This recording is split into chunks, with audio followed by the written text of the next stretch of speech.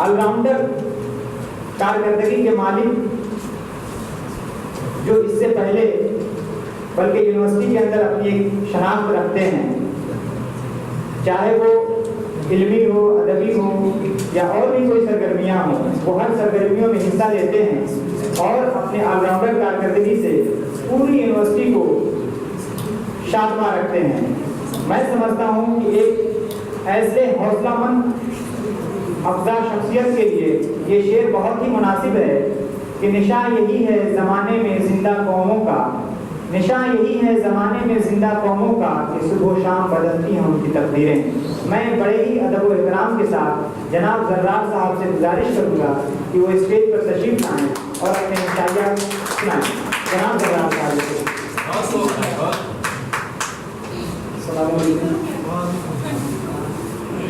آپ موجود یہاں پہ ہمارے اساتذہ کرام اور طلبہ عزیز ساتھیوں، میں اور کلاس اس وقت رضا میں کو مس کر رہی ہوں اور ہمارے استاد محترم خالد سعید صاحب بھی موجود نہیں ہیں، ان کو بھی مس کر رہے ہیں اور خاص طور سے رضا میں کو بہت زیادہ ہی مس کر رہے ہیں، میں بیان نہیں کر سکتا۔ میرے یہ شاعری کا عنوان ہے امتحان چا۔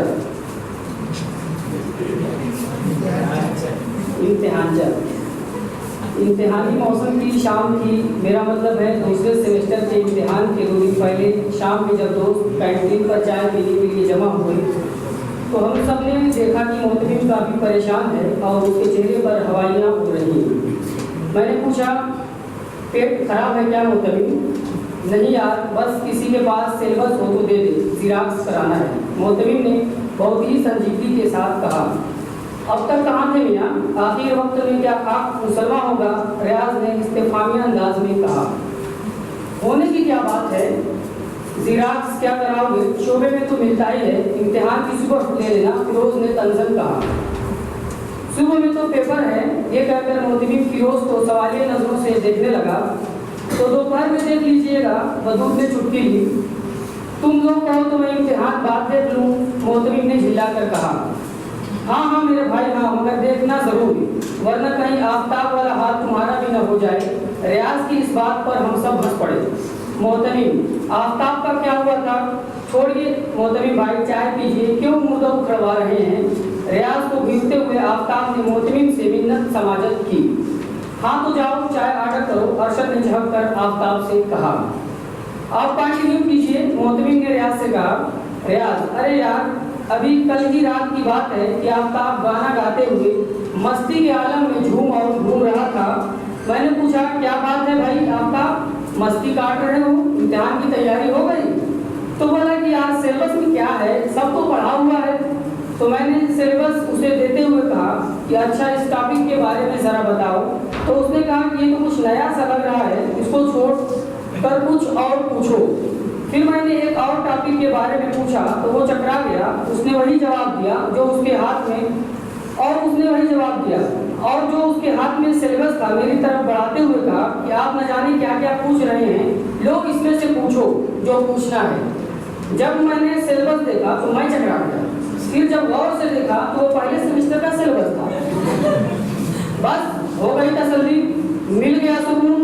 چلو چائے کا آرڈر کرو، آرڈر دو، دے لو، پھر کوئی اور بات کرنا، آفتاب نے ناراضگی کے ساتھ کہا۔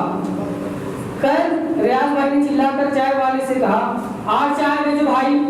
ارشد نے کہا، میں چائے نہیں پیتا ہوں، اس لیے ابھی ارشد آگے کچھ کہتا کہ آفتاب بول پڑا، آج نہیں، ساتھ بھیجنا بھائی۔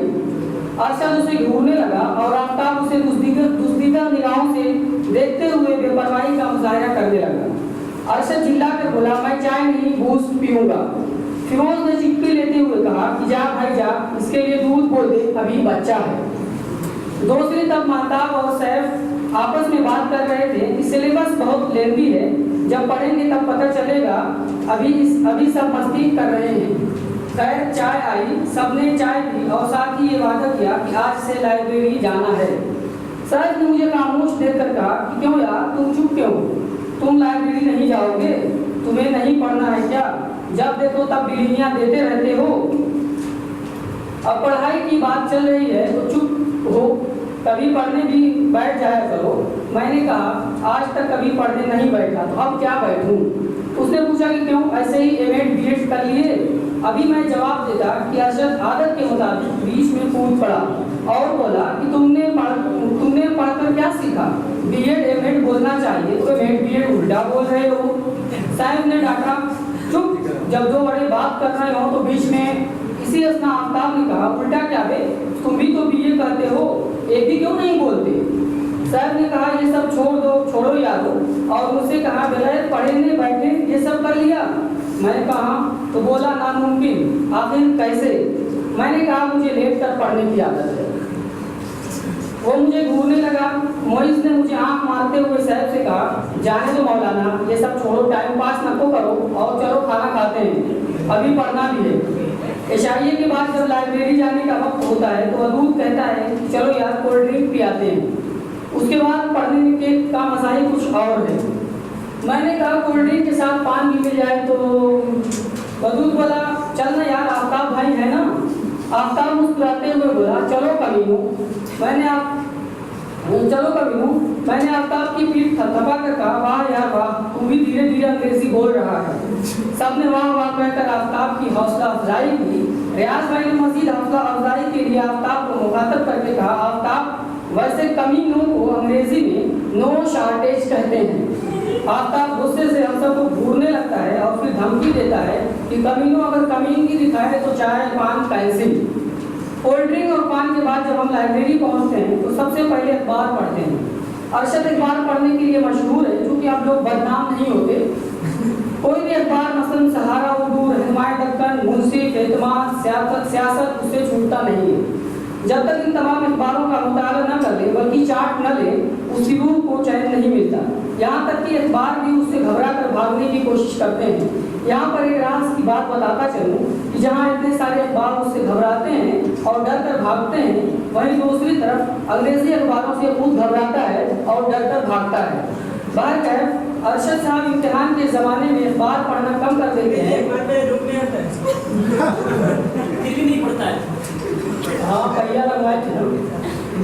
अखबार पढ़ना कम कर देते हैं और आफ्ताब उसकी जगह ले लेता है और खूब अखबार पढ़ता है, और साथ ही सबको नसीहत भी करता है कि अगर पेपर देना है तो पेपर पढ़ो। लाइब्रेरी में सबसे ज़्यादा हमें मुसीबतों का सामना करना पड़ता है।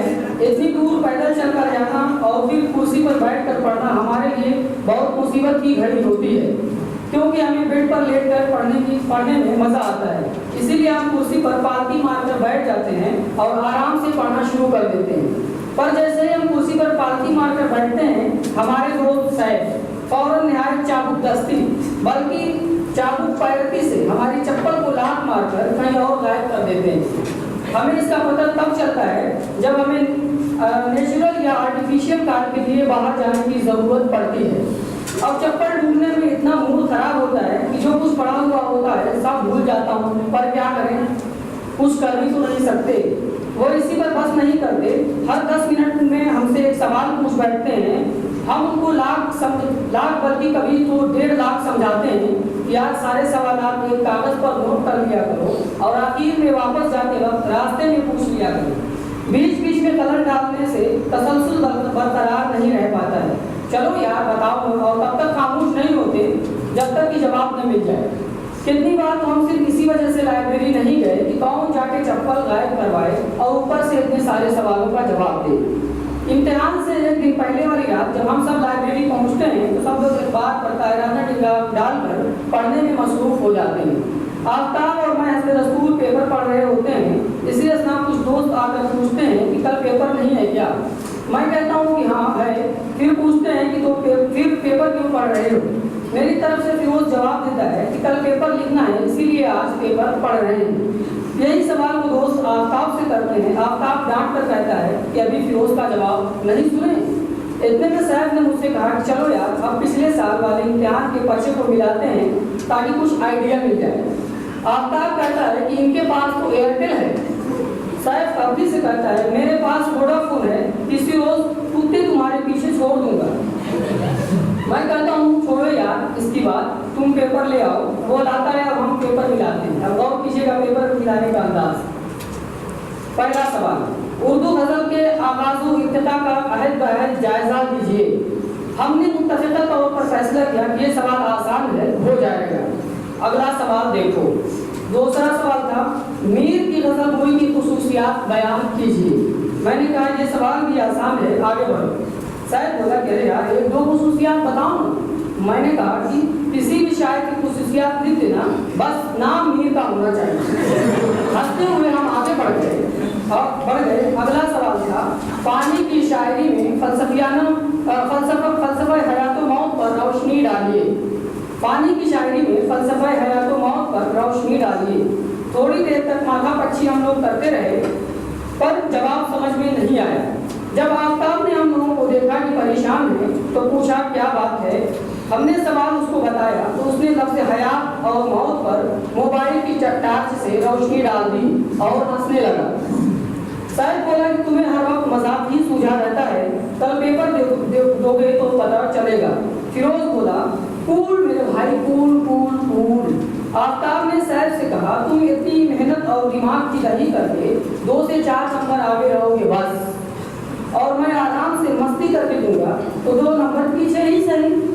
فیروز نے کہا ہاں بھائی ہاں، تیرا کانسیپٹ کلیئر ہے نا، ہم لوگ تھوڑا کمزور ہیں۔ آفتاب شرما گیا۔ میں نے سیف سے کہا کہ اس سوال کو چھوڑ دو، یہ سوال نہیں آئے گا۔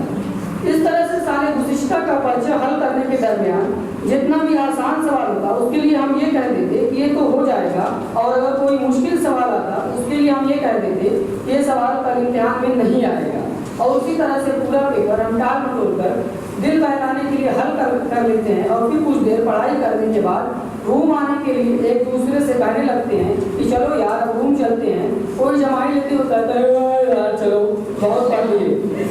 لائبریری سے آتے وقت راستے میں شاید مجھ سے کہتا ہے کہ آج جو کچھ بھی پڑھتا ہوں اس میں سے کچھ بھی یاد نہیں رہتا، کیا کروں؟ اس پر آفتاب بول پڑتا ہے تو پڑھتے ہی کیوں ہوں جب یاد نہیں رہتا؟ صاحب نے جھلا کر کہا تم چپ رہو، اور مجھ سے کہا کہ بتاؤ نا یار کوئی ترکیب ہو تو۔ میں نے کہا کہ پڑھنے کے بعد چائے پی لیا کرو۔ اس نے پوچھا کہ چائے کا حافظے سے کیا تعلق؟ میں نے کہا کہ اچھا یہ بتاؤ کہ کپڑے پر چائے گر جاتی ہے تو اس کا داغ آسانی سے چھوٹتا ہے؟ اس نے کہا کہ نہیں۔ تو میں نے کہا کہ اسی طرح پڑھنے کے بعد جب چائے پی لیتے ہیں تو آفتاب زور زور سے ہنسنے لگا۔ ہم سب متحیرانہ انداز میں اس کی طرف دیکھنے لگے۔ آفتاب بولا اب مزہ آئے گا۔ ودود نے پوچھا کیوں، کیا ہوا؟ تو آفتاب بولا کہ جب میں چائے پینے کینٹین جاتا ہوں تو یہ کھڑکی سے دیکھتا رہتا ہے، اور جیسے ہی میں کینٹین پہنچتا ہوں تو تم سب کلاس والوں کو آفتاب چائے کا میسج کر دیتا ہے، جس کا مطلب ہوتا ہے آفتاب چائے پی رہا ہے آ جاؤ، اور خود بھی دوڑتے ہوئے کینٹین پر آ جاتا ہے اور مجھے چولہا لگوا دیتا ہے۔ اب یہی میں اس کے ساتھ کروں گا۔ آفتاب کی یہ بات سن کر سیف تھوڑا سوچ کر مجھ سے بولا رہنے دو یار، اپنا فارمولہ اپنے پاس رکھو، مجھے حافظہ مضبوط نہیں کرنا ہے۔ پھر ہم سب روم پر آ جاتے ہیں۔ روم پر آ کر سیف سویرے سو جاتا ہے، ودود رات بھر پڑھتا ہے، اور بقیہ لوگ گلیانے یعنی گل کرنے کے بعد معمول کے مطابق سو جاتے ہیں۔ سویرے سونے والے لوگ صباحی اٹھ کر امتحان کی تیاری میں لگ جاتے ہیں، معمول کے مطابق سونے والے لوگ ٹائم سے اٹھ کر امتحان کے لیے تیار ہو جاتے ہیں، اور رات بھر پڑھنے والے کو بڑی محنت و مشقت سے لات مار کر اٹھایا جاتا ہے۔ پھر ہم سب ایک ساتھ امتحان کے لیے روم سے پیدل نکل پڑتے ہیں، اور اگر کبھی ہماری نظر شعبہ لے جانے والی یونیورسٹی بس پر پڑتی ہے تو ہم بس کو دوڑا کر پکڑ لیتے ہیں اور پھر امتحان گاہ پہنچ جاتے ہیں۔ امتحان گاہ کا حال تو سب کو معلوم ہے کہ بالکل روز محشر جیسا ہوتا ہے، ہر کوئی ہر کسی کو بھول چکا ہوتا ہے، یہاں تک کہ امتحان کے لیے جو پڑھے ہوئے ہوتے ہیں وہ بھی بھول جاتے ہیں۔ پھر جب صدر شعبہ کی جانب سے چائے کا دور چلتا ہے تو سب کے ہوش ٹھکانے آتے ہیں اور سب لوگ ایک ایک چائے پیتے ہیں، تو صاحب 2 پیتا ہے اور چسکی لے کر کہتا ہے کہ اب مزہ آئے گا، ان چائے کے ساتھ امتحان چلے۔ شکریہ۔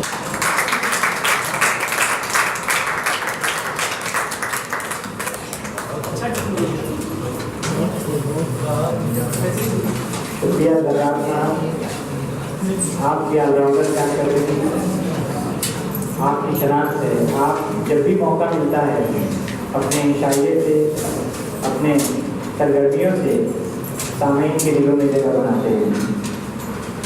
میں اب ایک ایسی شخصیت کو دعوت دینے جا رہا ہوں جو اس سے قبل دنیائے نظامت میں اپنی ایک پہچان بنا چکا ہے، بلکہ میں یہ سمجھتا ہوں کہ اگر میں یہاں پہ اس وقت کھڑا ہوں تو حضرت کی اجازت ہی سے میں کھڑا ہوں، تو ان کی آمد سے قبل اگر کوئی بھاری بھرکم شعر میں نہ پڑھوں تو شاید یہ ناانصافی ہوگی۔ میں ان کے لیے یہ شعر ان کے نظر کر رہا ہوں کہ شعر کی آمد ہے کہ ڈائس کانپ رہا ہے، بھلے آپ حضرات نہ کانپ رہے ہوں، میں تو کانپ رہا ہوں، لیکن حضرت کی آمد ہے کہ شعر کی آمد ہے کہ ڈائس کانپ رہا ہے، رستم کا بدن زیر کفن کانپ رہا ہے۔ بڑے ہی ادب و احترام کے ساتھ میں جناب ریاض صاحب سے گزارش کروں گا اور اپنے تاثرات کے سامنے کو حضور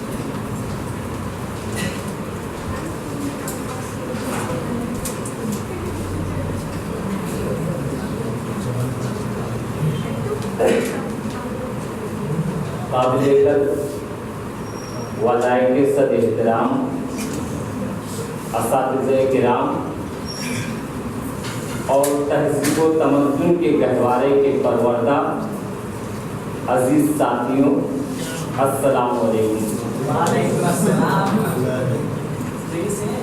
آج کی یہ علم و دانش کی پر رونق محفل اگر ایک طرف ہمارے چہروں پر مسرت و شادمانی، فرحت و انبساط کے گیت جیسے احساسات و جذبات کی کیفیات سے معمور ہیں، تو دوسری طرف حسرت و افسردگی اور رنج و غم کے آثار بھی ہمارے چہروں سے آیا ہیں۔ اگر ایک طرف خوشی اس بات کی ہے کہ ہم اپنی منزل کی طرف ایک سیڑھی کو عبور کر رہے ہیں، تو دوسری طرف ہمارے قلوب و اذہان پر حزن و ملال کے ابر بھی چھائے ہوئے ہیں، جس کی عکاسی ہمارے اور آپ کے رخسار سے ہو رہی ہے۔ اس سے اس بات کا بخوبی اندازہ ہوتا ہے کہ ہمیں پوری زندگی کیف و سرور، ہجر و وصال، درد و غم کی کیفیات سے گزرنا پڑے گا، کیونکہ یہی دستور حیات، ضابطۂ زندگی، آئین فطرت و قدرت ہے۔ آج ہم اس شاندار اور پروقار تقریب میں ایک ساتھ جمع ہیں۔ آج ہم اور ہماری جماعت جس لائق بھی ہے وہ ہمارے اساتذہ کرام کی رحمِ منت ہے کہ جنہوں نے قدم بہ قدم ہر طرح اور ہر جگہ ہماری حوصلہ افزائی اور رہنمائی کبھی مثبت تقویت کے ذریعے اور کبھی منفی تقویت کے ذریعے کی ہے۔ بلا شبہ ہمارے مشرق و مربی اساتذہ کرام نے ہمیں زندگی و تابندگی بخشنے کے لیے اپنی محبتوں، شفقتوں، عنایتوں کا بے پناہ نذرانہ پیش کیا ہے۔ اپنے تمام ساتھ ان کی تمام نوازشات کا و کرم فرمائیوں کا استیعاب ہمارے بس کی بات نہیں۔ صرف میں اتنا کہنا چاہوں گا اپنے تمام ساتھیوں کی طرف سے اساتذہ کرام کی خدمت میں کہ پروفیسر خالد سعید صاحب اپنے فیروز مند و سعادت مند لیکچر و پس منظر کے ذریعے، پروفیسر نسیم الدین فرید صاحب اپنے خطاب مع مظاہرہ کے ذریعے، پروفیسر ڈاکٹر ابوالکلام صدر شعبہ صاحب اپنے حسن تدبیر، حسن کلام کے ساتھ ساتھ دلائل و براہین کے انبار کے ذریعے، ڈاکٹر شمس الہدیٰ دریابادی صاحب اپنے تاریخ علم و ادب کے دریا کے ذریعے، ڈاکٹر مسرت جہاں صاحبہ اپنے حسن بیان، حسن سلوک کے ساتھ ساتھ مسرت و شادمانی کے ذریعے، اور ڈاکٹر بی بی رضا صاحبہ اپنے منفرد انداز اور حسن گفتگو کے ذریعے، ڈاکٹر مصباح الانظر صاحب اپنے علم و ہنر کے مصباح و چراغ کے ذریعے ہماری رہنمائی و رہبری کی ہے، جو تا حیات کام آتی ہے۔ اب امتحان کا وقت آنے کو ہے، اس کے بعد ہم نہ جانے کہاں ہوں گے، یہ رفاقت فرقت میں بدل جائے گی۔ اے کاش یہ وقت جلدی نہ کٹتا اور یہ رفتار ذرا دھیمی ہو جاتی، گھڑی کی سوئیاں آگے نہ بڑھتی۔ ان تمام کیفیات و احساسات سے ہمارے جذبات مغلوب ہیں اور ہماری آنکھیں اشکبار ہونے کو ہیں، لیکن شاید जिंदगी इसी का नाम है।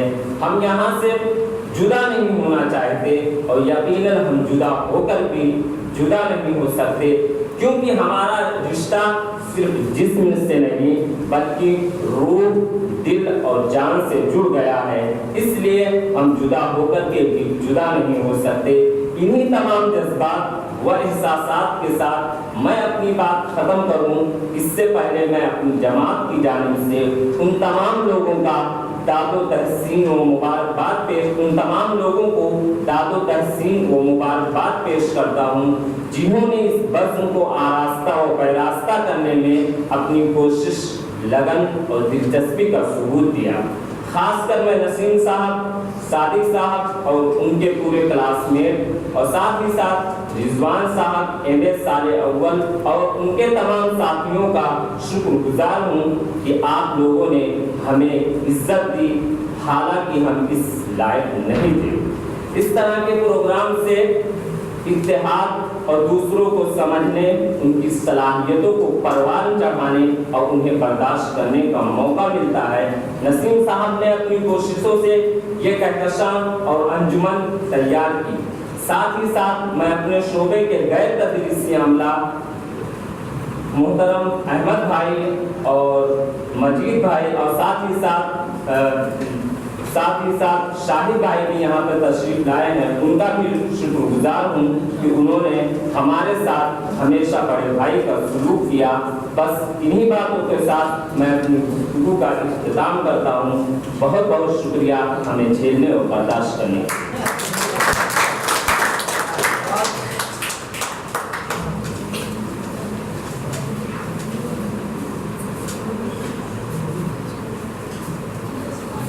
बहुत बहुत शुक्रिया उस्ताद जी। अभी आप